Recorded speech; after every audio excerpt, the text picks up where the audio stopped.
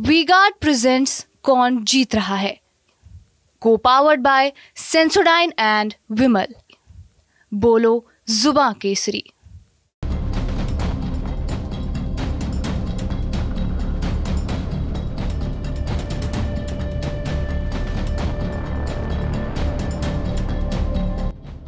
BJP ने भले ही बाहुबलियों को लोकसभा के चुनाव में टिकट न दिया हो, लेकिन हकीकत यह है कि पूर्वांचल के करीब 1 दर्जन सीटों पर बीजेपी बाहुबलियों के ही सहारे है।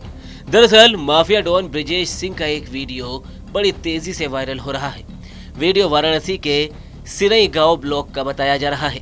वीडियो में पूर्व एमएलसी ब्रिजेश सिंह बीजेपी की टोपी पहने पार्टी के लिए वोट मांगते हुए दिखाई दे रहे हैं।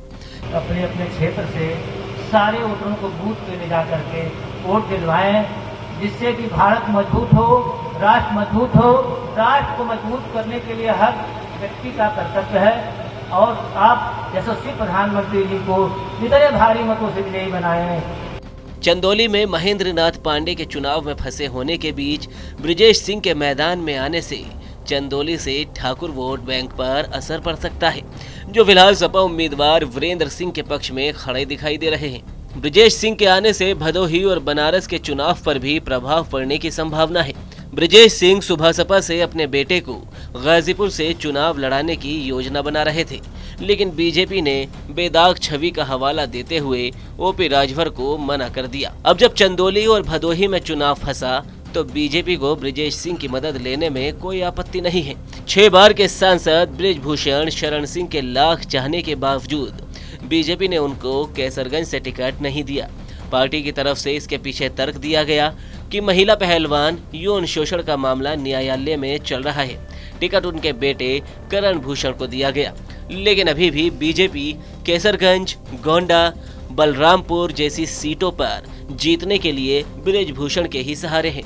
इन 3-4 सीटों पर बीजेपी के लिए रणनीति बनाने के साथ साथ ठाकुर मतदाताओं को बीजेपी के पक्ष में लाने के लिए बृजभूषण सिंह की स्थानीय ठाकुर नेताओं के साथ लगातार बैठकों का दौर जारी है। हालांकि 1993 से लगातार विधायक जनसत्ता दल लोकतांत्रिक के राजा भैया अपने समर्थकों से विवेक के आधार पर वोट करने की अपील कर चुके हैं।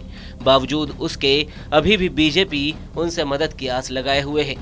कौशाम्बी और प्रतापगढ़ लोकसभा सीट पर बीजेपी को राजा भैया की जरूरत महसूस हो रही है। कौशाम्बी से विनोद सोनकर के प्रत्याशी बनने के बाद से बीजेपी से राजा भैया दूरी बनाए हुए हैं। अमित शाह और सीएम योगी के साथ उनकी मुलाकात हो चुकी है, तो वहीं धनंजय खुद चुनाव नहीं लड़ रहे, लेकिन जौनपुर और मछली शहर लोकसभा सीट पर वो बीजेपी के लिए रणनीति बनाने में जुटे हैं। जौनपुर से उनकी पत्नी श्रीकला धनंजय सिंह के चुनाव लड़ने से बीजेपी उम्मीदवार कृपाशंकर असहज महसूस कर रहे थे। अमित शाह के हस्तक्षेप से न सिर्फ श्रीकला ने अपना नामांकन वापस लिया, बल्कि धनंजय सिंह बीजेपी के पक्ष में कई जनसभाएं भी कर चुके हैं। बीजेपी ने इन तमाम बाहुबलियों को पार्टी विद डिफरेंस और बेदाग छवि का हवाला देते हुए टिकट तो नहीं दिया, लेकिन जब चुनाव फंसता दिखा तो उनसे मदद लेने में भी कोई संकोच नहीं किया। इसको कहते हैं कि गुड़ तो खाएंगे, लेकिन गुलगुलों से परहेज रखेंगे। वी-गार्ड प्रेजेंट्स कौन जीत रहा है, को पावर्ड बाय सेंसोडाइन एंड विमल। बोलो जुबां केसरी।